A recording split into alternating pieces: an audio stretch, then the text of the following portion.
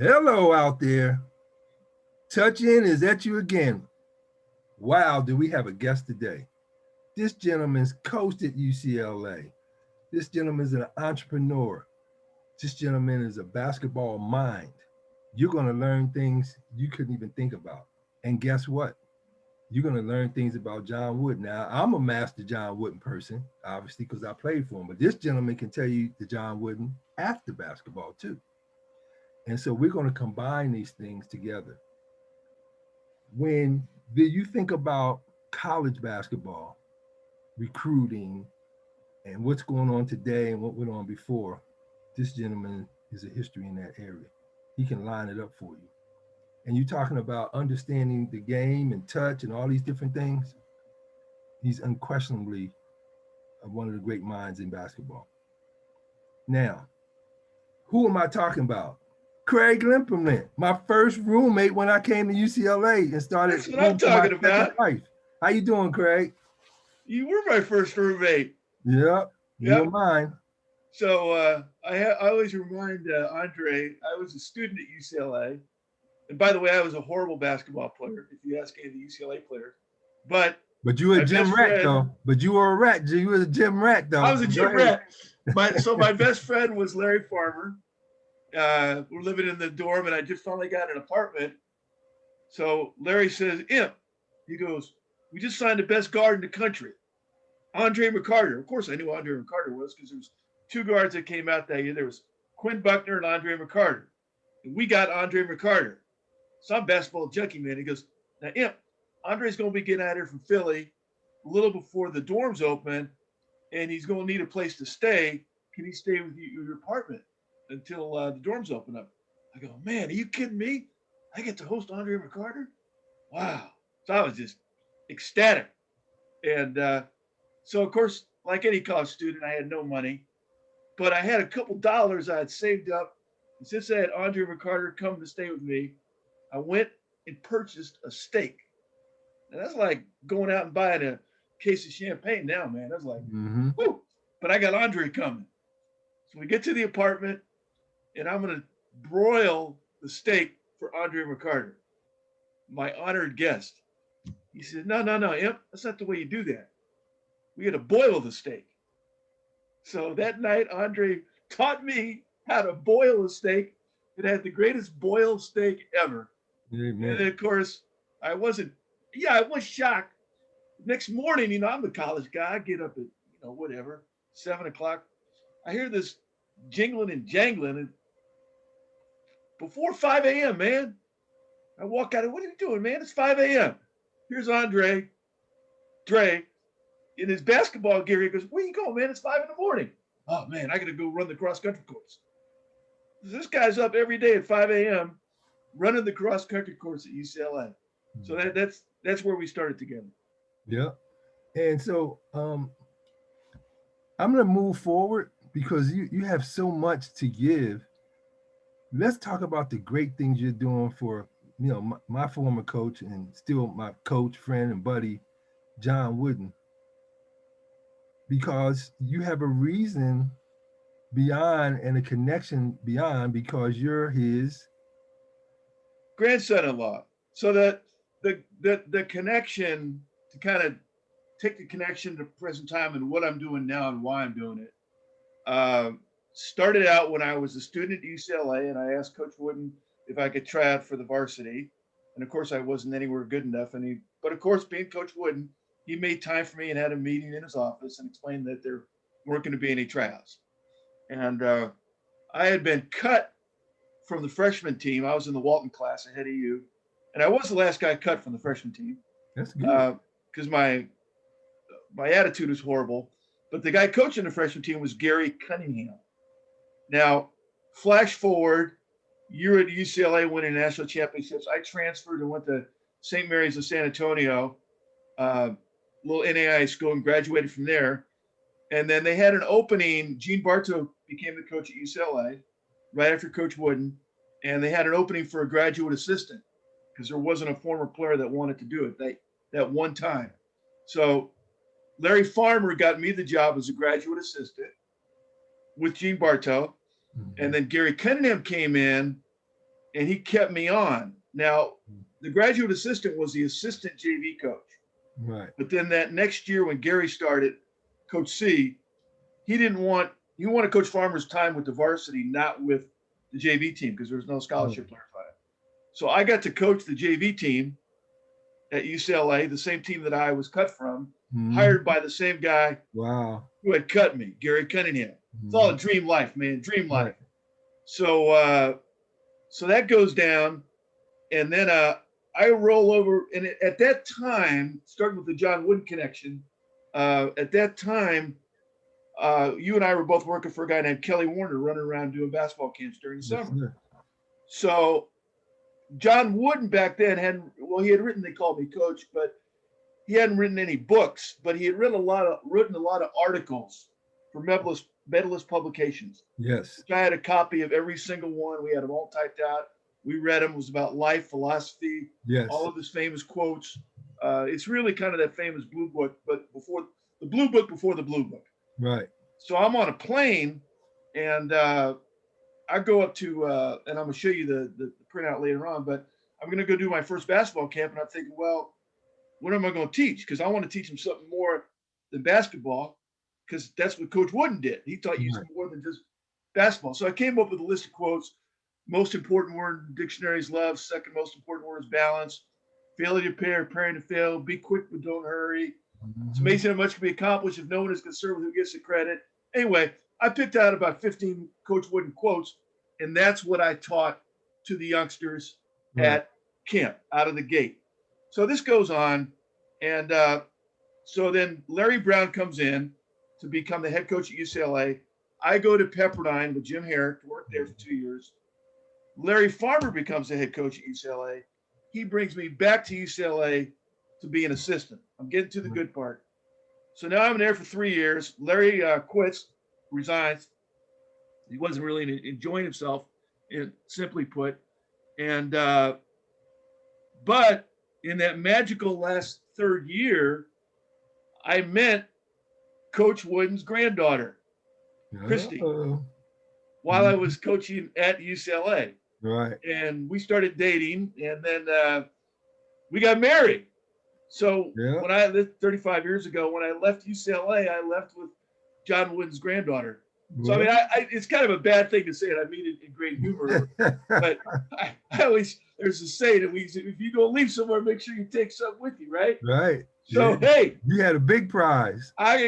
Christy. So that really changed the dynamic of my relationship with Coach Wooden. And so then the next thing that happened is I started my own basketball camps. In the first year, Notre Dame High School, I lost $27.34. It was at Notre Dame High School. We had 30 kids, 6 of them quit after the first day because it was too hot. Tony Fuller and I and Christy making sandwiches for the lunches. So needless to say, the camp was a financial disaster. Now flash forward, I'm coaching at Weber State, and Papa, Coach Wooden, comes up to visit. But now the dynamics change. We got John, he's got a great grandson involved. And so he sits down with me in the basement and he says, honey, you know that basketball camp you have? I say, yes, Papa. He goes, well, here's what I'd like to do. I'd like to come and speak at your basketball camp every day and teach fundamentals. Wow. I want 2 hours. I want an hour with the younger group. I want an hour with the older group. And then on Friday, I'm going to give a talk. And then you can advertise that I'm going to be there. The only condition is that you're not allowed to pay me any money. Right. So I told Coach, well, I have to think about that. No, I'm just kidding. So, anyway. Right. Coach, wait a minute. Yeah, right. So the camp that was the 27 kids, when we finished the week, morphed into a basketball camp that went on with coaching me for 35 years, 3 weeks of summer. Andre, you were coached there with me at the camp. We ended up, 200 youngsters a week ballpark for 35 years. So so every summer, Coach and I together at the camps, watch and learn and listening, So then I got out of You mind if I interrupt you? Hold that Yeah, thought. yeah. So for me, the camp was great because Craig was nice enough to, when my touch gloves first started coming out, I was allowed, we had stations. Yep. So when the kids would come around to my station, like some ball handling, whatever I was working on that day, I had some gloves there set up for them. They put the gloves on and they train with the touch gloves throughout the session. Then he was also nice enough to allow me to sell the gloves after. So Touch Glove had his, one of his first real supports from you, and I appreciate that. I never forgot how that opened the door and exposed kids to it, and a lot of kids got a little better using those gloves. I know, because it helped them they understood that the ball needs to be on your fingertips. That's the point the Touch Glove is trying to get across. These gloves made sure the kids said, I can't feel anything except for my fingertips. Good. That's the only thing you're supposed to be touching the ball with. But continue on. I just wanted to. Well, stopping at making a stop off at the camp. In the touch glove is something that every basketball player should have. If you don't have a touch glove, you're not trying to be the best player you can be. Simple as that. I'm not getting paid any money by Andre. I just know the game. I know how it works. And two of my favorite stories about Andre and in the touch glove, I remember I was in a parking lot at American Agencies, a business I was running, and Andre and I, of course, were talking about dribbling. And I always thought when you dribble, you're just supposed to keep the ball off your palm, because I'm a neophyte. I don't know anything. I'm telling guys, keep it off your palm. So Andre says, no, Imp, because Andre's the greatest ball handler I've ever seen, period, end of conversation. No, Imp, it's got to be here. It's got to be on your fingertips. So then he takes the ball and he starts dribbling the ball. And I'm looking, I'm going, oh, man, I didn't even know that's the way it was supposed to be. Mm-hmm. And then the other story that I remember, aside from Andre doing the ball handling station at camp, was Andre had all the youngsters in camp. We got the 5 fastest players in camp. These are high school guys. They're pretty fast, So Andre says, we're going to have a little race. And Andre's got his touch gloves on. He gets up. He goes, we're going to dribble up and back, and we'll see who gets there the fastest. Except I'm going to dribble with 2 balls, and you guys only have to dribble 1. So I watch Andre with the touch glove up and back, dribbling 2 balls at the same time, beating everybody. He's back across, finished, and they're only at half court coming the other way. So, much love to the touch glove, much love to Andre. And so the camps continue. And at the basketball camps, of course, I'm still teaching John Wooden's lessons only, just using that as a vehicle. I'm going to go here, since we're kind of going through this chronologically, and I think I'm on share screen, Andre. Is that on the screen now, Andre? Yeah. Okay, so this is what we taught. Andre and I taught the list of items that we taught at camp. These are all John Wooden quotes. That was the curriculum for basketball camp. Hold on.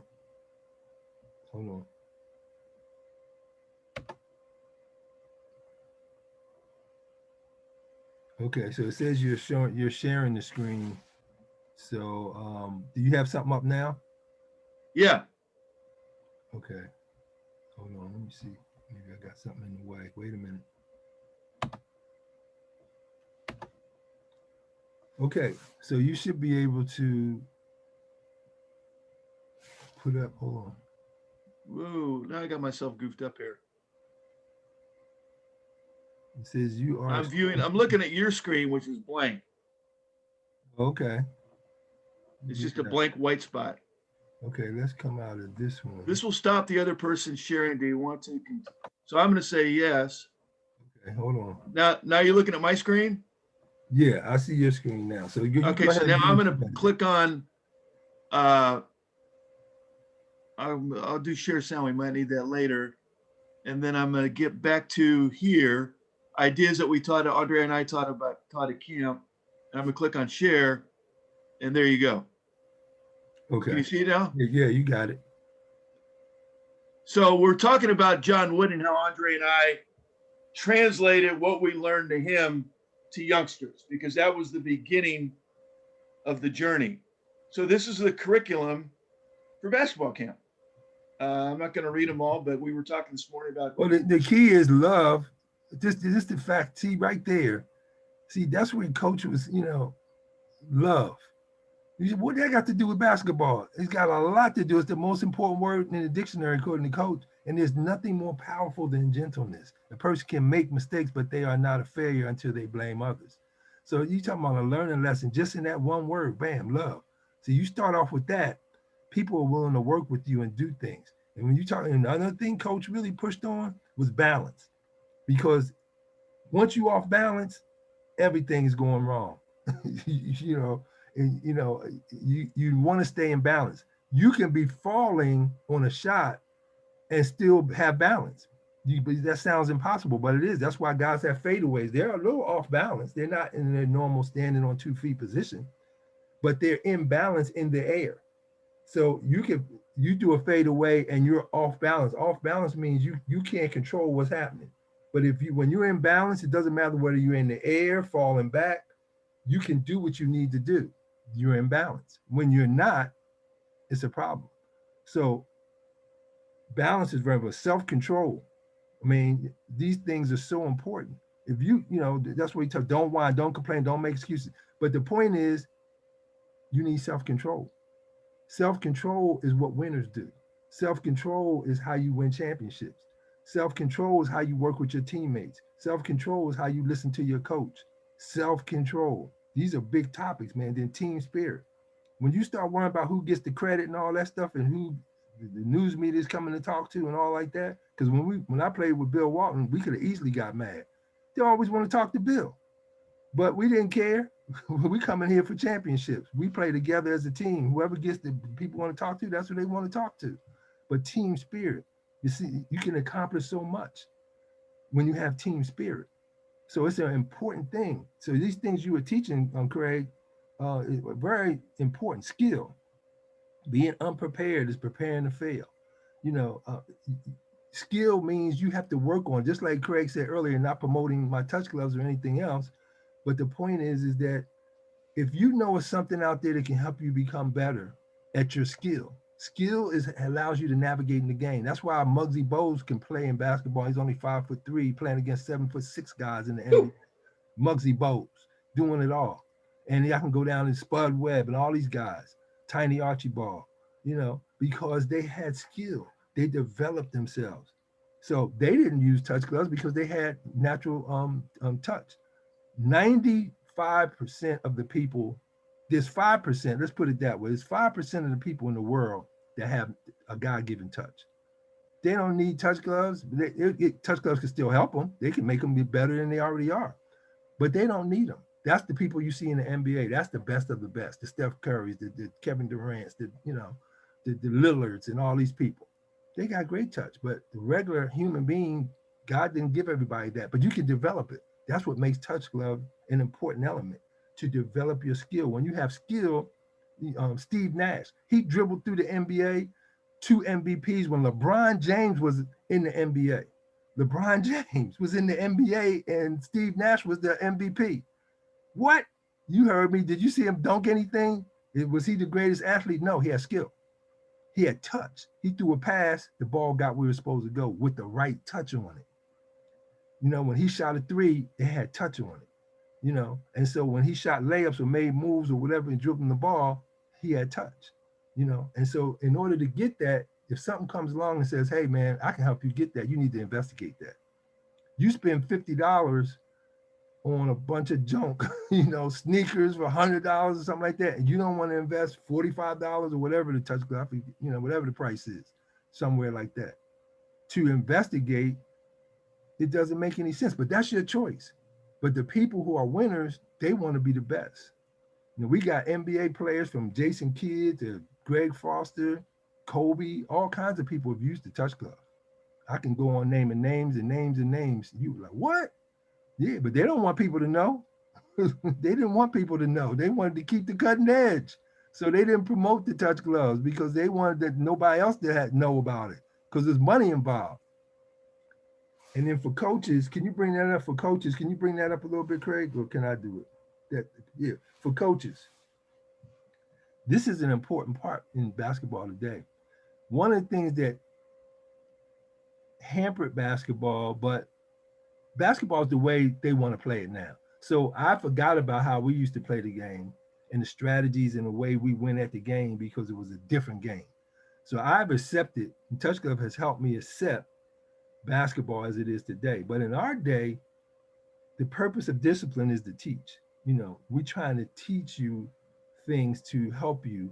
And fundamentals was a part of that. You had to know the fundamentals. When we played, we knew everything. We were taught how you pick and roll, give and go, um, you know, um, how to find the open man, how to move and cut to the basket, back door, how to catch the ball. Coach went into all the little details of the game.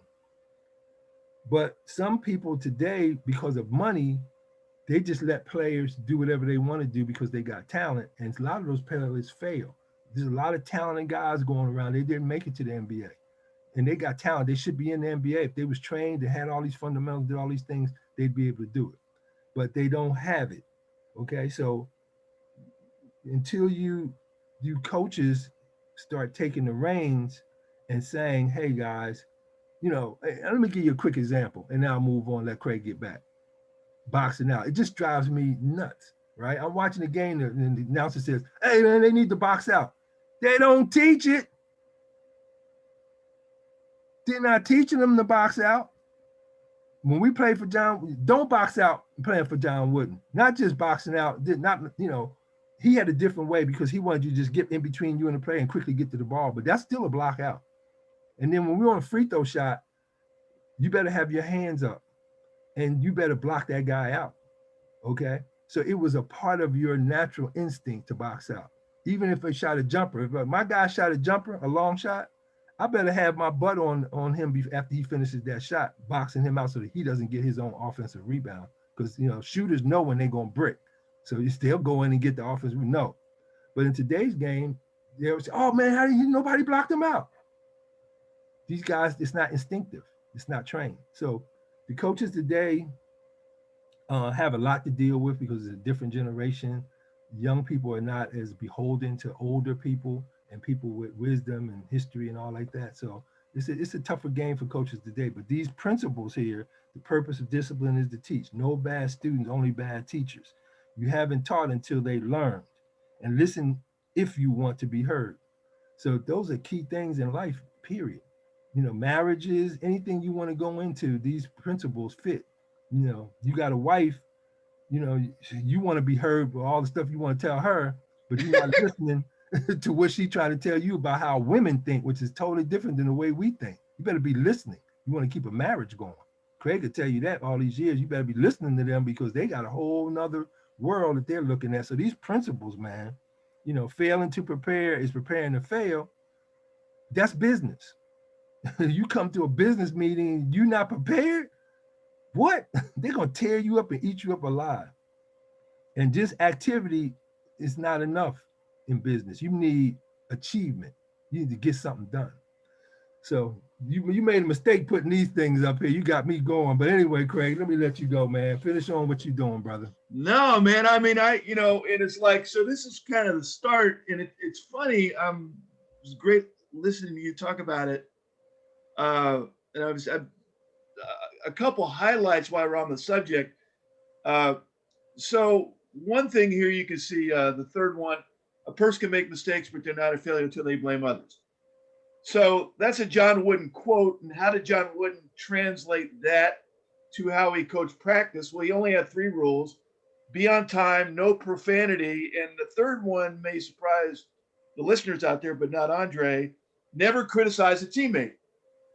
Now, I've worked with businesses and corporations all over America teaching them the Wooden way.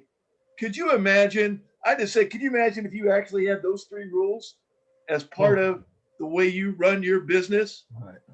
Never criticize a teammate. Right. And Andre, you'll remember around all these little sayings, we built all these little skits about player 1 and player 2. And I'm on a person can make mistakes, but it's not a failure until they blame others. So a bad player throws a pass and the guy drops it and he yells at him. A Right. good player throws a pass and the guy drops it, and he says, "My fault, bad pass." Right. And it's the responsibility of the passer to Exactly. keep the receiver on balance. Right. Apply that to business, pretty easy. I worked with a software group out of Philadelphia. Actually, it was my son that did it, and he taught him the "My Fault, Bad Pass" as part of an all-day workshop. We got a letter from them a year later saying the most valuable thing they learned from the wooden camp, the Right. wooden business camp, was "My fault, bad pass." Right. Because instead of blaming each other for things going wrong, if something went wrong, the guy would just say, "Hey, I blew it. I made a mistake." Right. So moving It's along, I called think I'll. accountability. It's called accountability in today's language. That's There what you go. accountability is today. And then another one that, of course, all these things are Powerful. relevant today, and more Yeah. so. Yeah. I'm looking here in the middle. Be more concerned with the character of the reputation, because your character is what you really are, while your reputation is what others think you are. So, nonsensical getting upset about likes, dislikes, Instagram, TikTok, those are all wonderful mediums, Twitter, all wonderful mediums to learn and leverage technology. But the idea of having it put you in depression is silly if you would just apply John Wooden's rule. Be more concerned with character and reputation, because your character is what you really are, while your reputation is what others think you are. Right. And that all goes back to what Andre was talking about, which is balance, not getting too carried away when things go well, and not getting too depressed when they're not going well. Right. So I'm going to stop the share on this. This was our curriculum for camp. So fast forward, I'm running a business and a collection agency, of all things, after I got fired at Weber State for being a bad recruiter, which I was. And but I'm running the basketball camps during the summer, but I would never think about bringing John Wooden or a Pyramid of Success into a collection agency. Right. So it's 1995, and Coach Wooden had gone to the Final Four in Seattle, and he was late getting back. And so I asked my mother-in-law, Nan, I said, "Mom, why isn't Papa back from Seattle yet?" And she says, "Well, Bill Gates wanted him to spend some more time with the Microsoft team because they're working on using the Pyramid of Success." Hmm. And I thought, well, I guess if it's good enough for Bill Gates, I would think so. it's good enough for me. So I then started out putting up a Pyramid of Success in every workstation. And then we built a company from 70 to 300 with call centers in India, which I taught the pyramid over there as well, all based on John Wooden's Pyramid of Success. Right. His quotes everywhere, big self-control block posted at every workstation. Mm-hmm. We put everybody through 2-day John Wooden workshops. First day of training, the collection agency, most important word dictionaries love, be nice to people, total business application. Right. So I got from that, and then we sold that company 11 years ago, and we went full blast with something called the John Wooden course. And then when Coach Wooden died, Jim Haney at National Association of Basketball Coaches asked me 11 years ago to put something together to keep his legacy going in terms of what he taught. Right. So we started a program, which is my whole life, called Wooden's Wisdom. And I'm going to try to share screen while I'm talking here. Andre, tell me if this pops up on your, do you have Google up now? Yeah, you're good. Just whatever you did before. Hold on. You should be able to do it. Okay, I got to click. Wait a minute. I got it. I think. I don't know if it's going to follow me. You can see it now, Google, right? Yeah. All right. So I'm just going to Google. I don't know if this part of it's going to work or not. We'll see. Yeah, it should. I mean, I don't know if it's going to follow to the next It will. Wooden's Wisdom here. Are you looking at can you see Wooden's Wisdom as a selection? I see it. You see Craig Impelman's speaking. Wooden's. Got it. Okay, so I'm going to click on Wooden's Wisdom. So here's my life, Andre. This is Wooden's Wisdom. And it's a weekly program, weekly email program. And each email, I'll show you a sample here. I picked one out, which you'll get a kick out of because of the story involved. Freaked yourself out for now, just so you know. Okay. Okay, now you're looking at the screen share, right? Yeah, it's back up now. So this is what this looks like. This is Wooden's Wisdom. It comes out every week. We've been doing it for 11 years. We've had 3 million plus opens. And each issue has a video clip of Coach Wooden speaking, and then a story about Coach Wooden, an application exercise, and a poem. Right. And the point is to share Coach Wooden's lessons with everybody out there and make John Wooden available as a mentor for everybody in the world. This happens to be the story about when Jack Kent Cooke offered John Wooden the job to coach the Lakers. Who was Jack Kent Cooke? Jack Kent Cooke was during the late 60s, while I'm kind of reading from the screen. It's a typical John Wooden story. During the late 60s, when Jack Kent Cooke owned the Lakers. Right, I wanted you to say that. That's yeah. So Jack Kent Cooke owned the Lakers. The general manager of the Lakers was a man named Freddie Schaus, John Wooden's friend. Freddie Schaus tells John Wooden, "Hey, I want you to come down and talk to Jack Kent Cooke as a favor to me." So you can see it on the screen. So he goes. Coach Wooden goes down. He sits in the office with Jack Kent Cooke, who's a bit of a pretty confident guy. Let's leave it at that. Right. So they sit there for several minutes, and Cooke says to Coach Wooden, "Why do you want to coach the Lakers?" And Coach Wooden, of course, didn't want to coach the Lakers, and he was incredulous. And he said that he didn't want to coach his Lakers. He just came to Cooke's house because Schaus had asked him. Cooke was incredulous. Anyone would want to coach the Lakers. The Lakers owner thrust an offer sheet at Coach's direction. "What do you think of that?" "Nobody's worth that kind of money," Coach said, but he still wouldn't take the offer. "Well, then how much do you want?" Coach tried to explain that it wasn't about the money. He didn't want to coach the Lakers because he didn't want to spend that much time away from his family. And he liked coaching college players. I left it out of this story, but famously, Cooke then said, "Well, everybody has a price." And John Wooden said, "I don't," and walked out of the meeting. So that's just kind of an example of the type of stuff we're putting out there with Wooden's Wisdom. It's unbelievable. This is, by the way, one of your old teammates.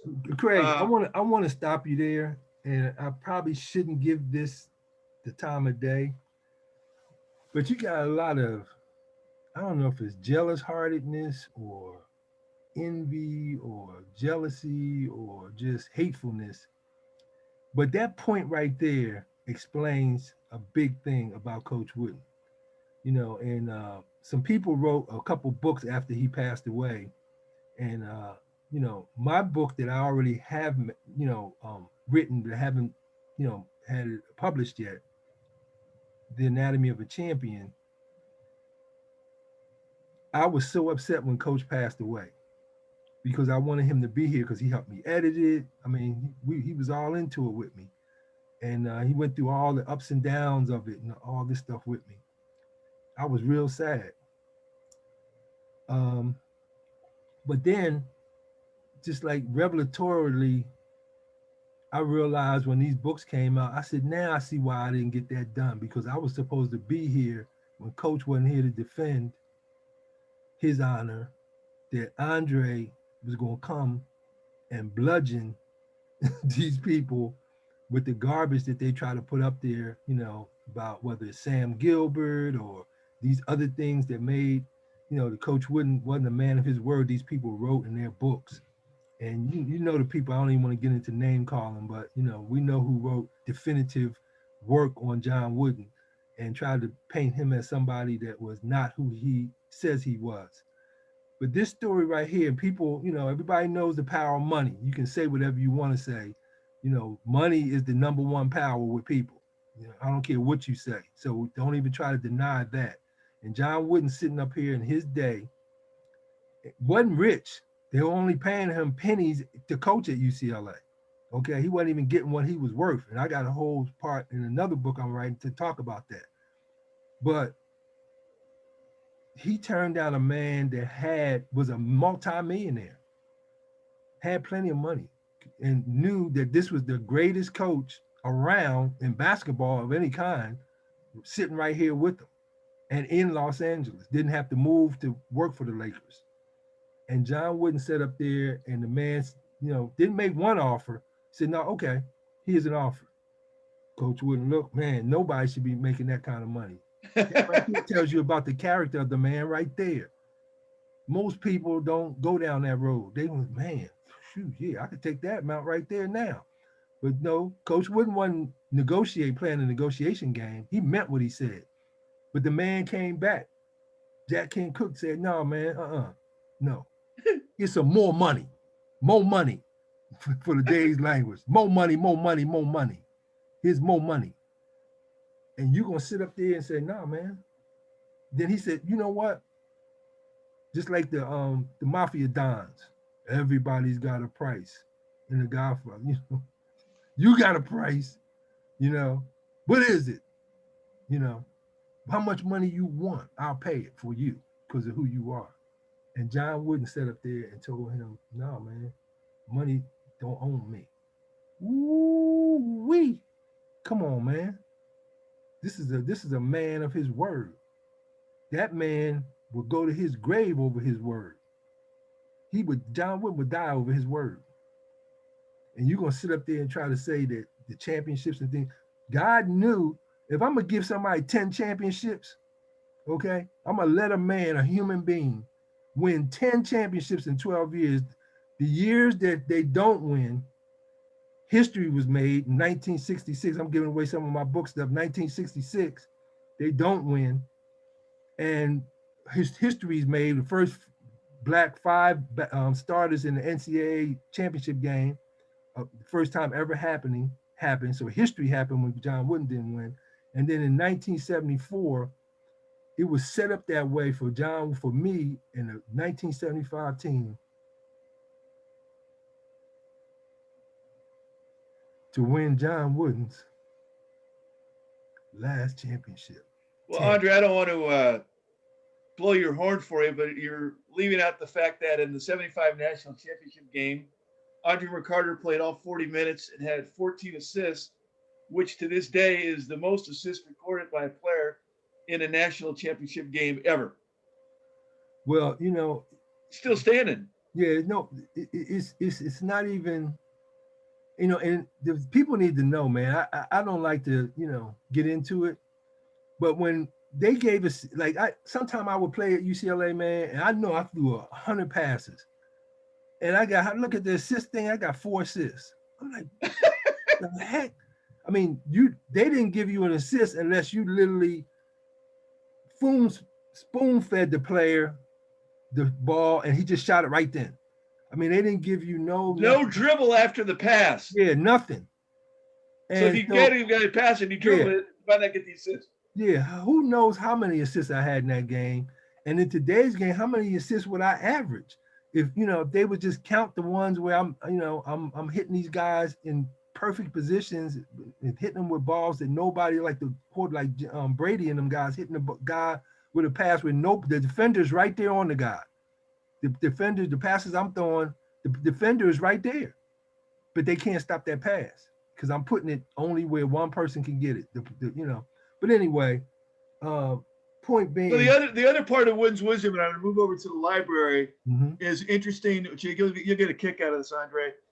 So Coach gave me his file cabinet, or I got his file cabinet, and there's all these poems in there. So there's a poem in every issue, and it's funny. The poem in this issue is Balance in Love, written by your teammate, a great poet, Swen Nader. Yes, Swen has some great poems. And Coach, it's a great book. It's a sleeper book. It's called A Reason for the Rhyme. Yeah. And it's a book, you find it on Amazon, and it's a book of all Swen Nader's poems. He used to write poetry for Coach, and he would give the poems to Coach Wooden. Yeah, but let me tell And you then this real Coach quick. Wooden told Swin, "Hey Swin, you need to put this you need to put this in a book." So I'm going to Right. go back to screen share to Let me say this while you going back. I'm So going right there. You go. We're back at Wooden's Wisdom, I think. yeah, so when you go to coaches like to visit, he said, Andre, real quick, because he knew I was interested in stuff, with him. So he didn't mind sharing with me. And I always had something going on. I was one of his biggest pests.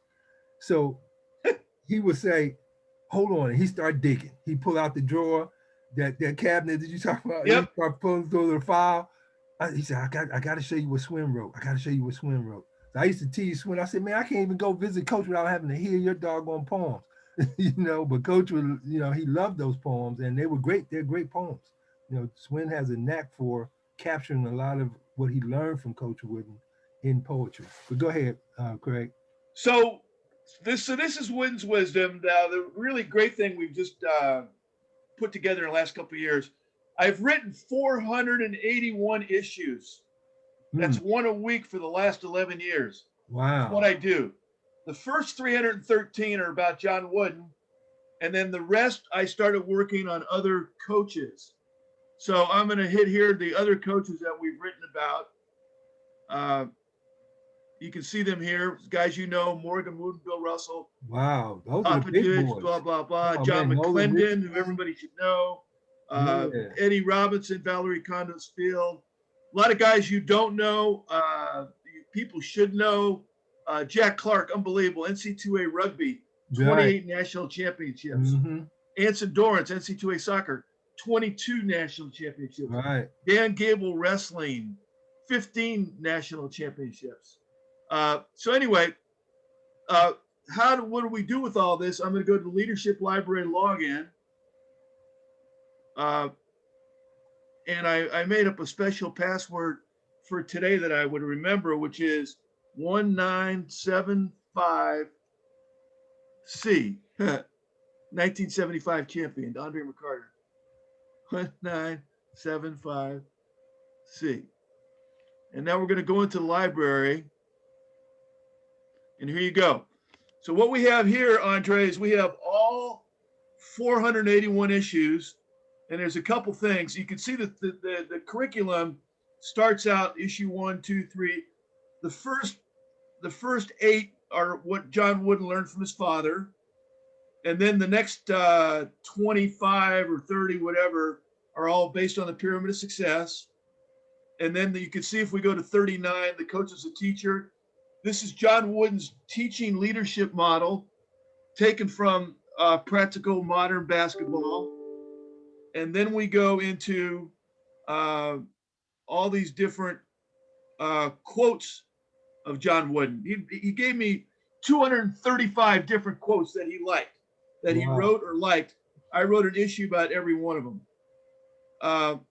And a lot of content. What the heck do you do with it? Well, you can search it by topic. So let's say you're a coach or a business guy, and you have I know a favorite word today is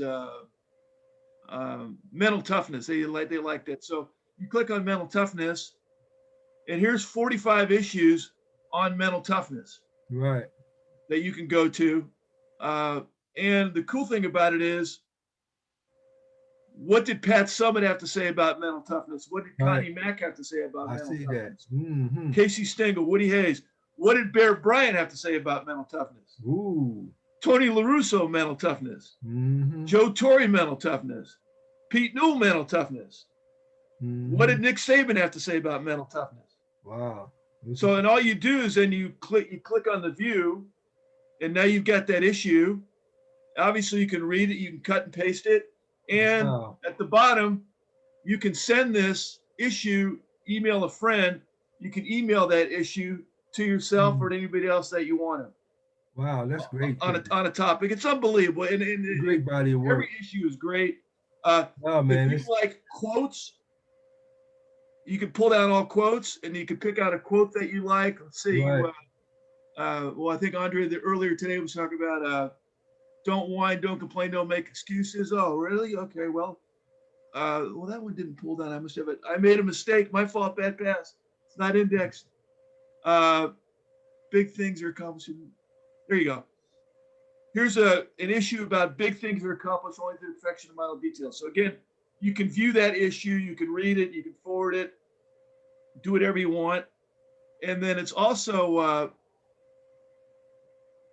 searchable by coaches. So, we got 313 on John Wooden. If you want to study a coach, here's all the different coaches that you can study. So I mentioned Jack Clark, unbelievable, 28 national championships. So here's a how many issues did I read? Yeah, this is a 9-part series of everything that Jack Clark had to say about coaching and greatness. Wow. Everyone expected to lead, defining mental toughness. So this is the wow, great leadership yeah. library. It's No, man, you're recording valuable information, and as the world turns, you're leaving a legacy that people will continue to follow. You're taking Coach's legacy and all these great people's legacies and moving them forward. Because here's what I want to go to as we close up this section here, is that the foundation of America is based on this stuff here. Now, we know racism is embedded in the American system, but there's also things that American system was built upon that were valuable. And we need to eliminate the racism and make things fairer for people, help other people, love other people. We put these principles into what made America great in the first beginning, not what they're saying makes America great now, but what happened before, eliminating the need for free labor. That's basically what brought the problems. Free labor, you wanted free labor. And what the principles here that the Constitution and other things are based on, we need to get back to that. And we don't need to lose these treasures of information, because the world goes in cycles. Things are going to change, and the world's going to need these principles to move forward and get out of some of the things we've gotten ourselves into now, in my opinion. So we need to get, when I see Asian people and older people being attacked by younger people, that just never happened. If it did when I was growing up, it'd be like 1 in a million, and so many people would be upset. That person would be really, it would be unbelievable what would happen if you would even touch an older person. So there's a lot of principles. These principles and things make our society. And so it's valuable what you're doing to keep those words, because words are powerful. People say, oh, words can't hurt me. No, that little tune that we used to say, that's not true. Sticks and stones will break my bones, but words never hurt me. That's a lie. Words can kill you. The way you think and what you say can kill a person. These kids committing suicide and doing things because somebody's saying all this stuff on these social media like you were talking about earlier. So instead of hearing those crazy words, we need to hear these kind of words that you're producing and carrying along. You're carrying that legacy of wisdom. Not only John Wooden, but people don't understand Coach Wooden's words of wisdom and all that stuff. They come from the Bible. Let's get right to it. His stuff is found. He found a way to say it so people would just accept it and that don't want to believe in the Bible. But it's all from the Bible. So, that's Andre. You are obviously 100% correct. And there's a really good book actually. Jay Carty wrote with John Wooden called The Pyramid of Success. And one page is John Wooden talking about a block on the pyramid, and the other one, opposite page, is Jay Carty showing where it came from in the Bible. Exactly. But the other day I was thinking about, I'm working on a project, and I was kind of thinking about, why am I doing what I do? What's my why? What's my deep purpose, right? Mm-hmm. And it's very simple. It came to me. So people ask me all the time, how did John Wooden get to be so smart? Well, he read a lot. Okay, so I got his library, and if I started taking books down behind me and opened them up, you'll see they're annotated, where he's got notes in the column from William Shakespeare. Would be good for teaching. And then the other thing that John Wooden did is he named that he had 7 mentors, his wife, his dad, his grammar school coach, his college coach, and his high school coach. But he had two other mentors, Mother Teresa and Abraham Lincoln. And he never met those people. Well, how did he get Abraham Lincoln to be his mentor? He read over 40 books written by or about Abraham Lincoln. Right. He read over 40 books written by or about Mother Teresa. Mm-hmm. So my mission is to make John Wooden available to anybody. Andre, he was your mentor. Right. In real life. Right. He was my mentor in real life. And I want people to be able to reach out and have John Wooden as their mentor. Right. So he's talking to you. Right. Last week, I had $700, to be exact, $741.11 stolen from me. Mm-hmm. Okay. From an account. I got scammed. So I wake up this morning, I got the word last night, I'm never going to get this money back. So now who do you think starts talking to me? John Wooden. Okay, and here's what he's saying to me this morning. Don't worry about things you can't control. Yep. Because it's going to get away into things that you Right. can't control. And he says, Craig, in case you forgot, don't let yesterday take up too much of today. Right. And then I said, well, I'm having this conversation with Coach, and I'm saying, well, you know what? I'm going to file a police report and go get this guy. And Right. John Wooden said, time spent getting even would be better spent getting ahead. And don't let what you can't do interfere with what you can do. Right. And, Andre and you and I intuitively ask ourselves, what would John Wooden tell us to do? I mean, if we run into that's boom, that just pops into your head, right? Yeah, I mean, it's no like question. automatic.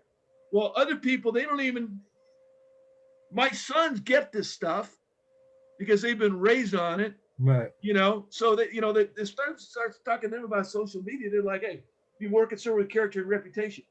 So my goal is real simple. I want to make John Wooden available as a mentor to everybody.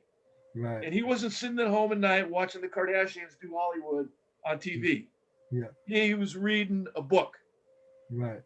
Well, so that's what I'm doing, man. Yeah. No, this is great work. Like I said, and words, like I said, you may not be able to read everything, but sometimes just like you said, just a couple of those little sayings right there reset your whole attitude.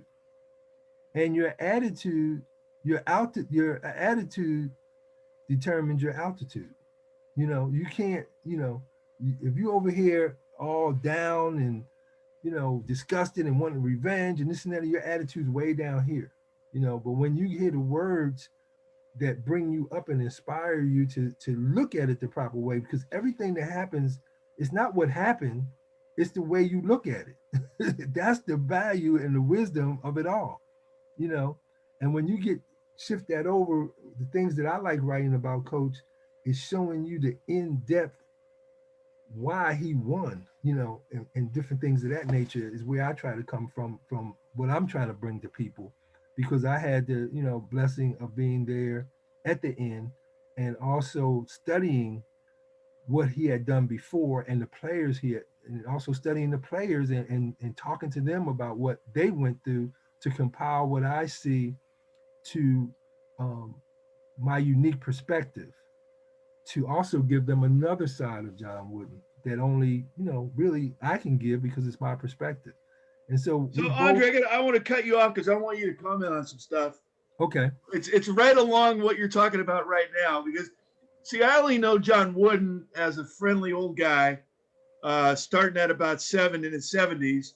Andre was there at practice on the court every day. And so I'm going to go here and share screen again. I'm going to bring up a paper you saw once a year for 5 years. And you should be able to see it in a moment. And Andre, I want you to talk about it a little bit. Does that look familiar, Andre? Yep. The team meeting. Yep. Normal expectations. So this was the meeting that they had 2 weeks before the season. And you know, when you talk about John Wooden, you're reading the Bible. That's what you're doing. He just doesn't have religious words in there. Andre, look, right now we can see 6 things here to start out with. Anything there you want to comment on? Yeah, well, people take, like you said, be a gentleman at all times. Now that statement is tricky because we were respectful to our opponents as gentlemen, but we'll tear your head off. So he's saying in other words, be a gentleman at all times. In other words, be respectful to people. But when it's competitive, execute what you're supposed to do at the highest level, which is going to tear the head off of the opponent. And then be a team player always. I mean, it's just that speaks for itself. Once you shy away from that and start worrying about the attention, it's a problem. Be on time whenever time is involved. I can tell a whole story I tell in my book about not being on time with Coach Wooden, and you have to read my book to read about that. Be a good student in all subjects, not just in basketball. Why? Because in order to understand why you're going through what you're going through in basketball, you got to understand something about life.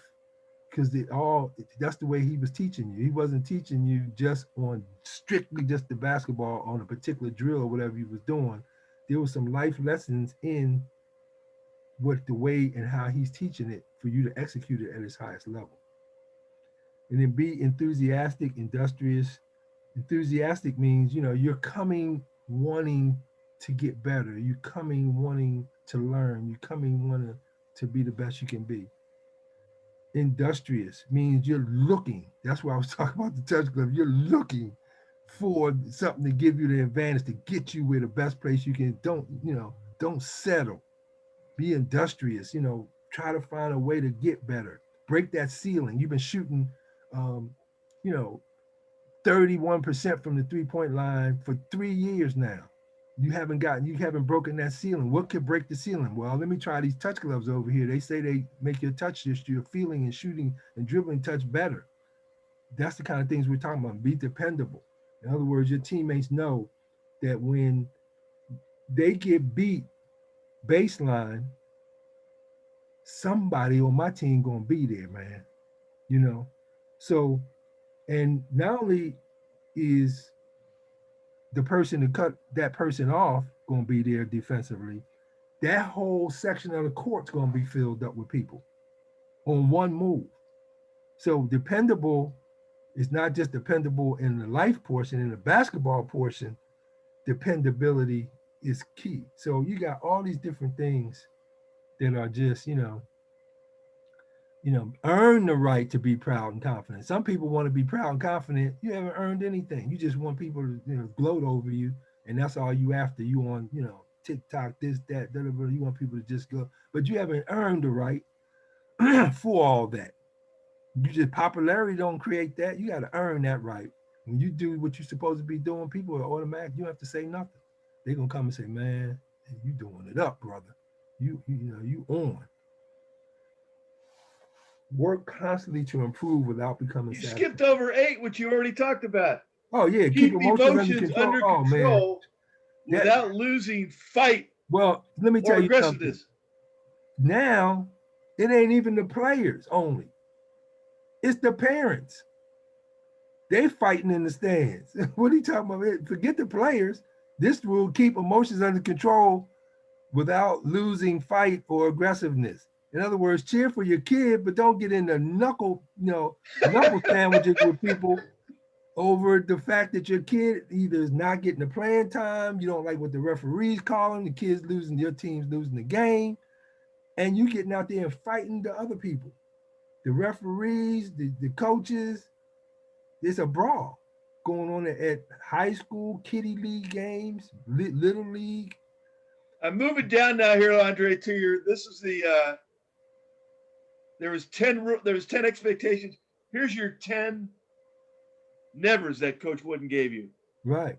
Never criticize, don't nag, razz a teammate, never miss or be late for any class or appointment. Never be selfish, jealous, envious, egotistical. Never expect favors. Never waste time. I mean, it's all never about alibi, make excuses. Never require repeated criticism for the same mistake. Never lose. And see, that's important. That one right there. Never require repeated criticism for the same mistake. See, Coach Wooden, once he told you, don't give up the baseline. He don't want to have to spend half the practice reminding you about you let the guy go baseline again. Because when you keep on like that, you don't want to play. And when Coach Wooden owned the playing time, it's in his pocket, in them little shorts he was running around in practice. Your playing time was in his pocket. And he's telling you in this meeting, don't require repeated criticism for the same mistakes. Why? Because I got your playing time in my pocket. But that's another side. I write about all of that. I ain't going to go on too much further about that. Never lose faith or patience. Never lose faith or patience. What does that mean? Is the clock ran out for the game? No, coach, it's a minute and 18 seconds left. Well, are you down by 40? No, we're just down by 5. Okay, well, hey, man, the clock ain't go out yet. Don't lose faith or patience. Fight to the end to finish this thing. And then in the outcome, you just take the outcome as it comes. But you know, when you finish, you gave your best. You never lost faith. You had patience. You kept on going to the clock ran out. And then, you know, the results were the results, but you gave your best. And this grandstanding, loafing, sulking, or boasting, that's why so many transfers in basketball and college basketball and other sports now. Kids want to, you know, they grandstand, they loafing a little bit. The coach gets on them. I'm a transfer. I ain't getting the playing time. Oh, I'm so man, just, you know, okay. Then they just transfer. It messes up the integrity of the situation. You know, stay there, fight, listen to the coach, work on that mess, get that stuff straightened out. But a lot of times kids that they don't want to do it. But the ones that end up being champions, that make it and get all the way where they're trying to go, they do all these little things. I don't care what you say, you know, the numbers are less that do it, but those that do it, that's the reason why they're there. They figured a way out to hit these points in some kind of way to allow them to get to the point where they're, because the numbers are short, 400 players in the NBA, you know, 30 teams. I want to go while we're on this topic on the bottom. I'm going to stop the share, and I don't know if this is going to work. We'll find out, because I want to show you. I want to talk about Coach Wooden and winning, and talking about winning. So we're back in the library, and there's video clips in the library as well. These are all video clips that are available, where John Wooden is asked, "Did you talk to your players about winning?" And these have been uploaded to YouTube. There's a Wooden's Wisdom YouTube library with about 300 video clips of John Wooden answering questions, right, sitting there waiting. And you can also email. You can obviously copy and paste this clip. Andre, I'm going to click on this, and you're going to have to tell me if you can actually see the YouTube video. It's Coach Wooden has asked this question: did you talk to your players about winning? And then we'll have a conversation about it. I don't know if the clip's going to work on the share because it's going to be going to a different screen, but we'll find out. Working.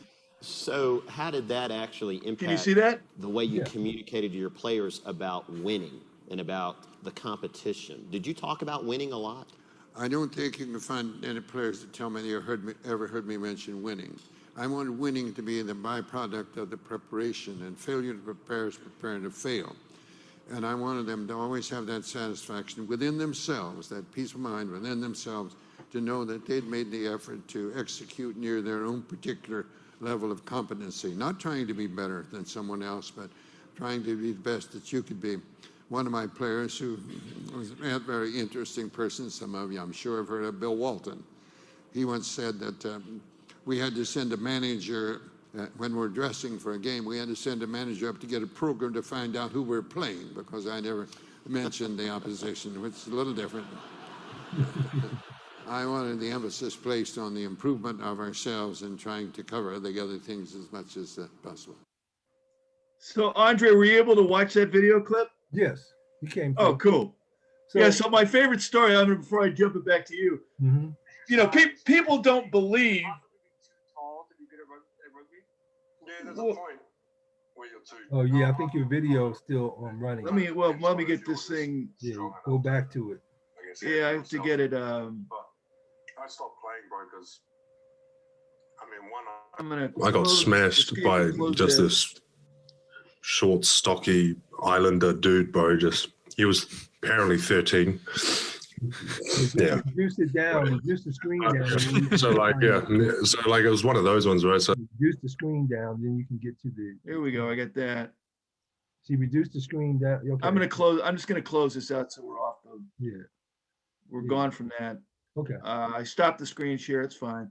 We'll Okay. close the window. So we're back. Anyway, so people don't believe, Andre, that John Wooden didn't talk about winning and didn't talk about the other team. And so my two favorite stories on the topic, I was a student at UCLA and I'm walking down Bruin Walk to go to class with two of your teammates, Larry Farmer, who was 89-1, and Larry Hollyfield, who was 85-1 when they played at UCLA. Hollyfield, by the way, junior in high school, junior, senior year, junior college, UCLA, 155-1. So these two guys are pretty competitive guys. So a student runs up to them and says, "Hey, how you guys gonna do against Oregon? I heard they're really good." And these guys are polite, they're gentlemen, so they go, "Oh, well, you know, it'll be good. We'll do our best." And the guy runs away, and they turn to me and they go, "Yeah, when do we play those guys? I didn't even know who we're playing this weekend." Right. And I never heard the guys up in the dorm talking about an opponent. Right. What I heard them talking about is what they were going to do to each other in practice the next day, Exactly. or what happened in practice. Right. Right. So if you can imagine a work environment where you're that focused on what you're doing right now. Right. And then the whining story, Larry Farmer was 89-1 as a player.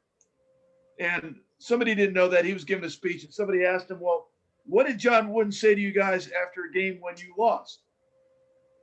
And Larry started laughing. He goes, "Well, I know exactly what he said because it only happened to me one time. We were back in South Bend and we lost."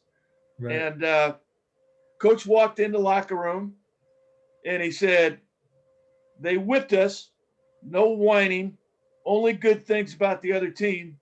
Let's get out of here." Right. And that was it. Yeah. On to the next thing. Yep. So what's your recollection of coach and that whole approach and how that made you feel as a competitor? Well, you're digging into stuff I'm writing about, but I'll give you a little bone.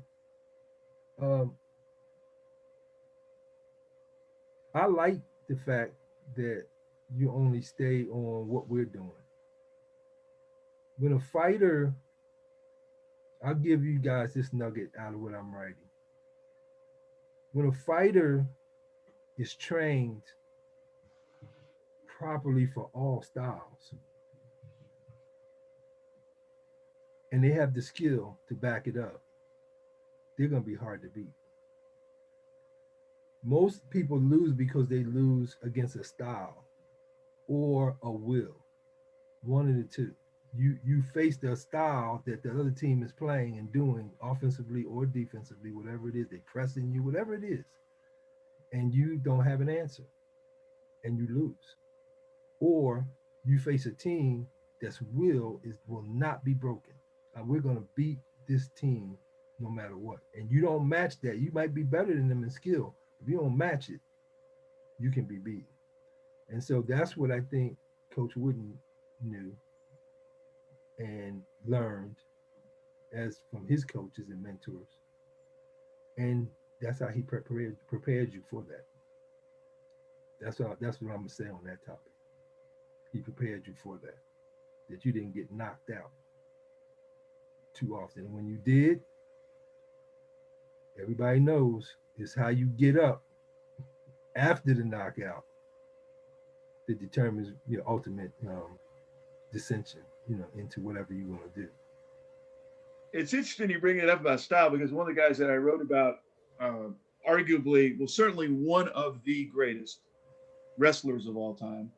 I'm not going to say the greatest, but up there, is a guy named Dan Gable, and so I don't know much about wrestling, but in a nutshell, there's really two different styles in wrestling. One is a very aggressive offensive style where you attack, and a lot of guys do that. And then there's another style which is more react and respond, more of a defensive style where you let the guy come to you. But they're two different styles. So Dan Gable, in training for the Olympics, he was had always been an offensive wrestler, and he had a very serious knee injury. But instead of quitting, he decided to learn the other style, the defensive style, which would be like if you were a right-handed player to say, "Oh, okay, now I'm gonna play left-handed." Right. And he actually learned both styles, which then, of course, led him to the gold medal in the Olympics, because you couldn't get him. He had both styles, ready. Yeah, he was ready to go. Yeah, and it proved in the outcome. He was prepared for all challenges. Yeah. I got two more things and we can wrap it up. Gotcha. One, I wanted to ask you about, now you have, John is coaching where? John is at Pepperdine. He's been there for 8 years. He's with a guy we all love, Lorenzo Romar. Right, okay. And so to bring the relevancy in for young people, what does John tell you about recruiting as opposed to where you thought that wasn't your expertise? And I partially, and let me just put this in, I partially felt that way about myself, even though I had a top 5 recruiting class and stuff when I was at UCLA coaching, but I wasn't the salesman type. I really just, laid out the truth, and that doesn't always work in that environment, because unfortunately parents and kids want to hear, sometimes used cars mentality about who they are or whatever. And when you come straight, you may not, like the way you sound, you're a straight skipper.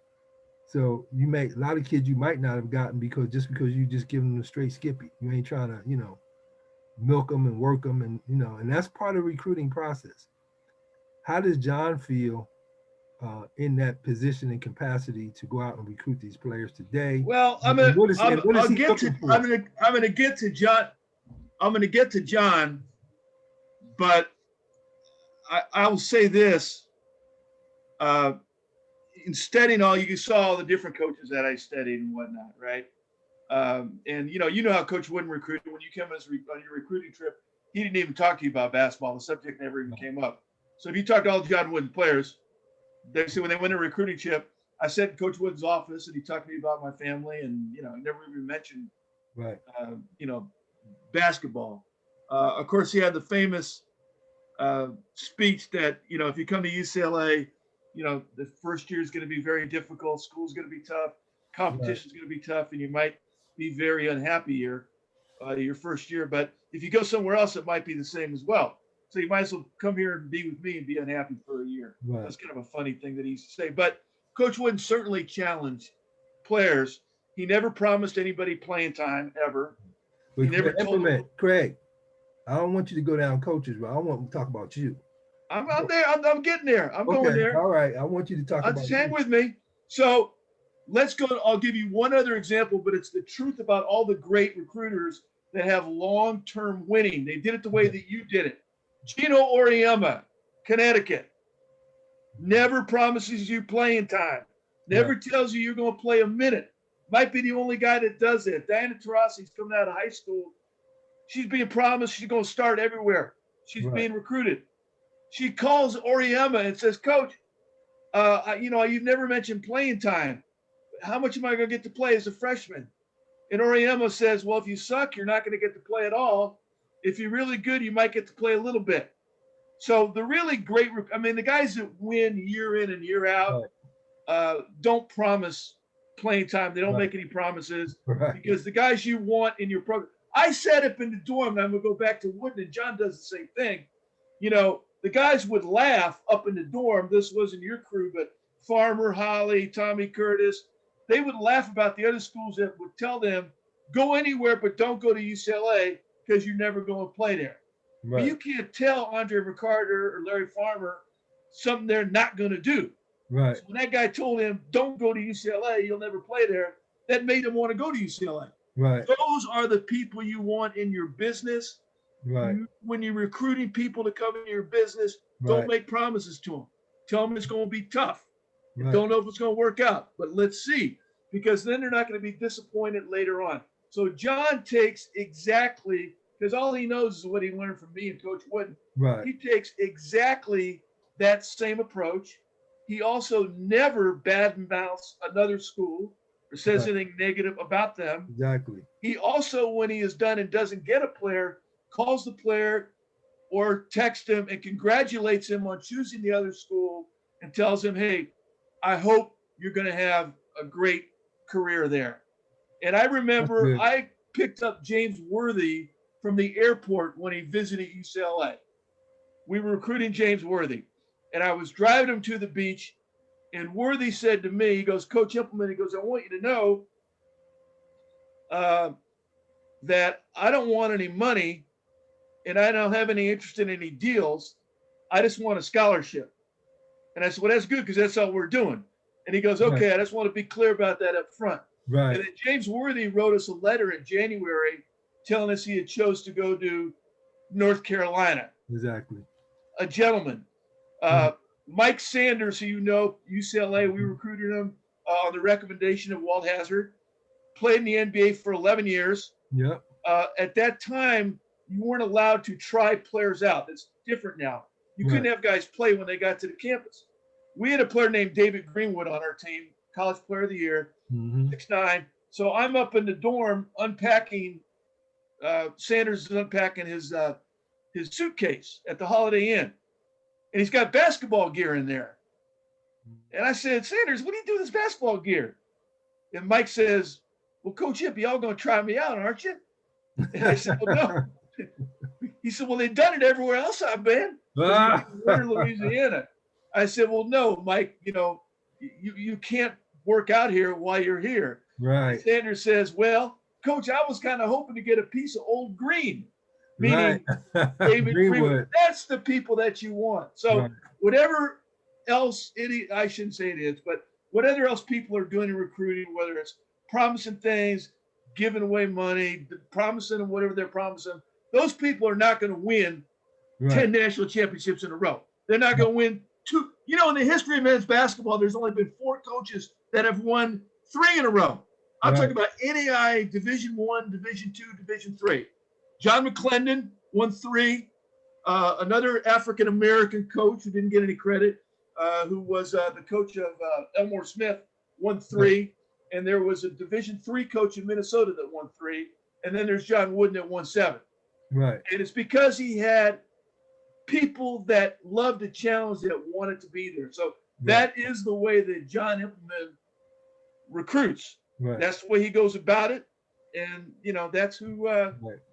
Let me ask you 2 quick questions. One, we always theme out in some kind of way on obviously the touch gloves and then Kobe Bryant. Just give me your thoughts on, you watched a lot of basketball, you saw some things. What's your recollection of seeing Kobe and what he was able to do? And, you know, just tell me what you thought about him as a player and whatnot.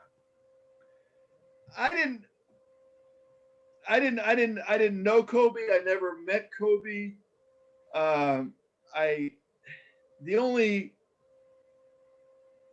I know obviously his work ethic was legendary. Exactly. Bill Russell always said one of the most important things a great winner has is curiosity. Right. And Russell goes on to, well, I wrote a whole series about Bill Russell. That's another story. But, you know, Kobe had great curiosity about the game. You know, he called Michael Jordan, how did you do this? He's always asking questions about how to get better.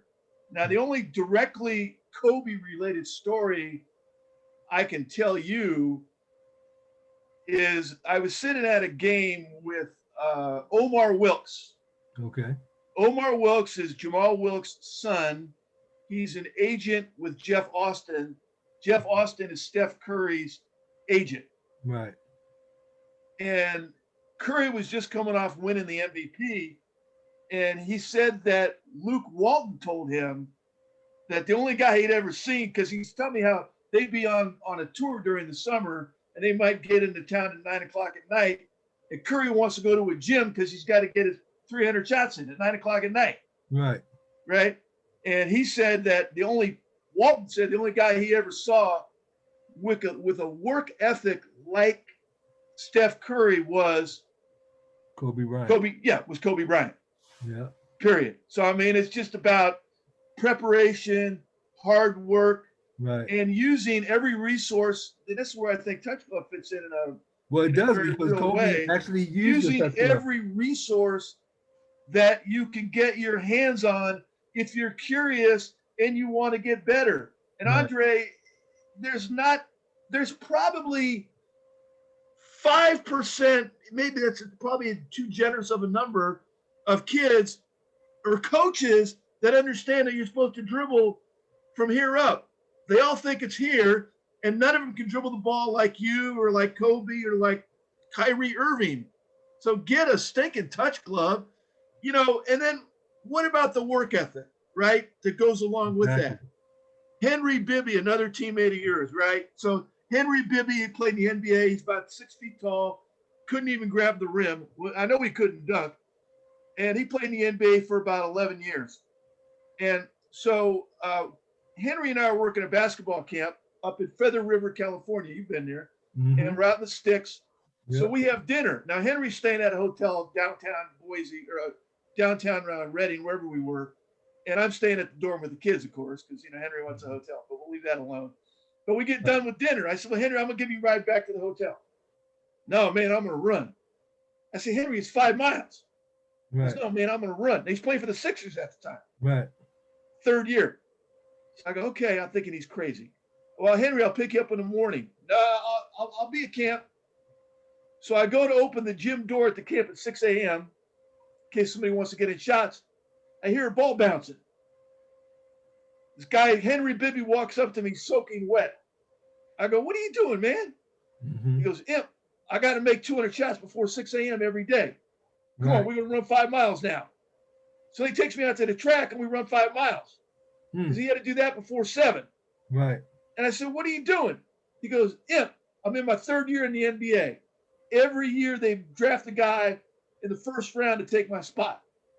I got to be ready to go back and protect my spot. Right. So get a touch glove on, get up at 5 in the morning like Andre did, dribble the cross-country course with the touch glove on, get in the gym, make your shots. And if you don't do that, all you've done is got the talking part done. Mm-hmm. And if we're going to relate that to John Wooden, the most important block in the pyramid for him, one of the cornerstones, there's no substitute for work. Right. Worthwhile results come from hard work and careful planning. How does that line up with touch glove? How does that line up with hard work? It's like Swen Nader was saying, okay, you're going to go work out. Did you plan your workout? Right. You got your touch glove on. What are you going to do during that workout? How are you going to measure what you got done during that workout? Mm-hmm. How are you going to record what you did during that workout? And how are you going to go back the next day and see if you're doing any better? So John Wooden, we talked about this earlier, the losers say John Wooden had all the great players. He did have all the great players. So did a lot of the guys have great players. You got to have great players to win. Right. Okay. But there's a reason that he spent 2 hours playing in a 2-hour practice. Okay. No big deal. But what people don't realize is that after every single practice for 25 years, he went in that locker room with his assistant coaches, wrote down on his little card what worked, what didn't work. Then he walked up to his office before he ate training table with the players, wrote in his binder what worked and what didn't work. And the next day when they planned that practice, the next day, he had the 3 binders out because he had 25 years of binders. So he's going to coach Andre McCarter in practice. He's got what you did in Andre what Andre did in practice as a freshman, a sophomore, and a junior, and he's looking at it, going, this worked, this didn't work. I got to get with Andre on this. Boom, I got to watch out for this. That's Kobe Bryant, man. Right. That's the touch glove, preparing the workout, executing the workout, knowing what you're trying to accomplish. And then when you get done with the workout, having a post-workout breakdown of what you did and what you got accomplished. Amen. Who does that? Almost nobody. That's why there's only one Kobe Bryant. Right. Well, and you know what? Preach, Reverend. You were preaching, my brother. It's the same story over and over and over again. Right. They want to, hey, let's talk about innovation for a minute, okay? Because the touch glove's going to get there. So let me tell you how silly things are. You young people probably never heard of Bill Russell. He won 11 NBA championships. In my mind, I think he's the most valuable player ever to play basketball. He won 9 as a player, 2. Who wins 11 NBA championships? Right. Next closest, Michael Jordan, 6. Okay, fine. Next subject, greatest shot blocker in the history of basketball.